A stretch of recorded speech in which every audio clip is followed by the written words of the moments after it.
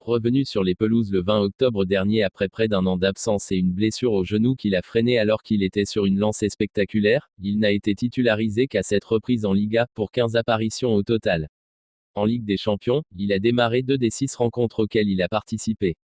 Clairement loin de ses standards habituels, et de cette superbe saison 2022-2023 notamment, où il faisait partie des joueurs indispensables pour Xavi, faisant partie des premiers noms inscrits sur les compos du coach catalan.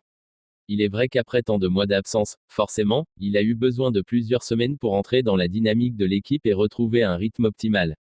Tout comme il a dû s'adapter à Flick et découvrir une nouvelle méthode de travail avec plus de retard que ses partenaires. Mais maintenant qu'il est totalement opérationnel, il est toujours dans l'ostracisme, n'ayant par exemple joué que quelques minutes dans le temps additionnel face à l'Atlético lors du choc du derby dernier. Considéré comme un joueur majeur du Barça avant sa blessure, le jeune de 20 ans peine à revenir et à se faire une place dans le 11 d'Hansi Flick.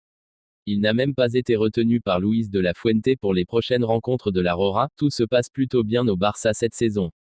Hansi Flick fait déjà l'unanimité auprès de la presse, des dirigeants, des supporters et surtout de ses joueurs, alors que les individualités de l'équipe cartonnent.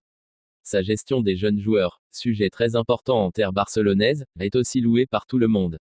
Les quelques décisions un peu polémiques prises par l'Allemand, comme celle de donner la place de numéro 1 à Wojciech Szczęsny en lieu et place d'Iñaki Peña, ont finalement donné raison à l'ancien du Bayern et ses quelques détracteurs n'ont pu que manger leur chapeau.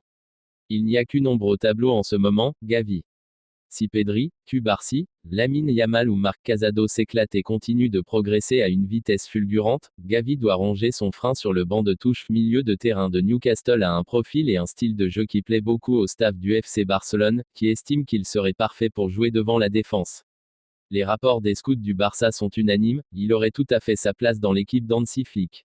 Seul problème, et pas des moindres, Newcastle avait lâché 70 millions d'euros pour le recruter et ne le bradera donc pas facilement.